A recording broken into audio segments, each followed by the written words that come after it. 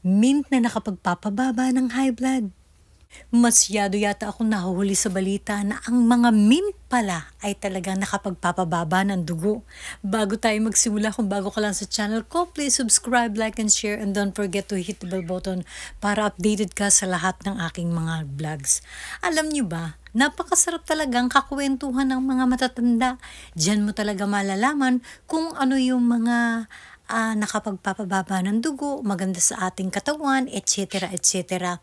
So, talagang ngayon ko lang talaga nalaman na talagang ang mga mint ay pwedeng makapagpababa ng dugo at pwedeng makapagpalinis ng ating lamang loob. Naku, talagang gustong-gusto ko talagang kakwentuhan ng matatanda. So, ito ngayon ang sabi ng lola ko, ito ay napakasarap daw itong inumin. So, yung iba naman talaga ay hindi gusto ang mga mint na lasa. So, siyempre kapag medyo tayo tumatanda na, talagang magugustuhan na rin natin yan kung talaga namang maganda sa ating katawan. At ito pa ang bibigay ko sa inyong tip. Kung ikaw naman ay katulad ko ng ayaw ng lasa ng mint, lagyan mo rin siya ng anisid para matanggal yung mint na lasa niya. Pag mas marami ang anisid ay pwede rin naman na talagang totaling mawala na ang lasa nitong mint. Pero ako, ang ginagawa ko, nilalagyan ko lang ng konting anisid para talaga namang malaman ko na talagang bumababa ang aking high blood. Ang lasa ng mint na aking nakuha ay parang oregano siya. Pero hindi ganun ang lasa. So, mas matapang kasi ang oregano. So, ito ay parang slight lang ang pagka-mint niya. Kung kaya, caring-carry ang pag-inom natin ito. At alam mo ba ang sabi pa ng lola ko?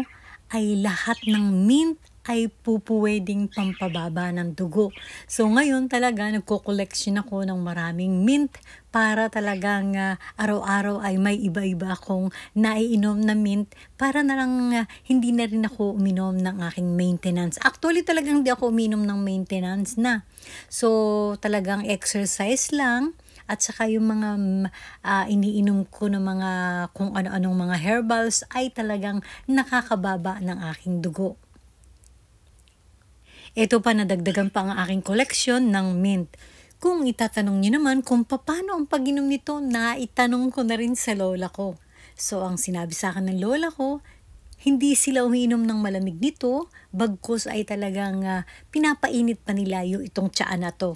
Kaya ang pinakamaganda pala nito ay talagang puro mainit ang inyong iinumin at ang lola ko'y talagang mayat maya ay puro tsaa na mainit ang kanya iniinom kaya never na tumaas ang kanyang dugo. Guys, itry nyo, talagang napakaganda. Mula nga nang natutuhan ko ang puro tsaa ay talagang puro maiinit na palagi ang aking ininom. Kahit nga sa tag-init na ay talagang pambihira akong uminom ng malamig na tubig o malamig na tsaa. Guys, try nyo lagi ang mainit at tingnan nyo talaga bumababa talaga ang inyong mga high blood. Ako kasi yung tao talaga na napakahilig makinig ng mga kasaysayan ng mga nung araw. Kaya napakasarap kausap ng mga matatanda.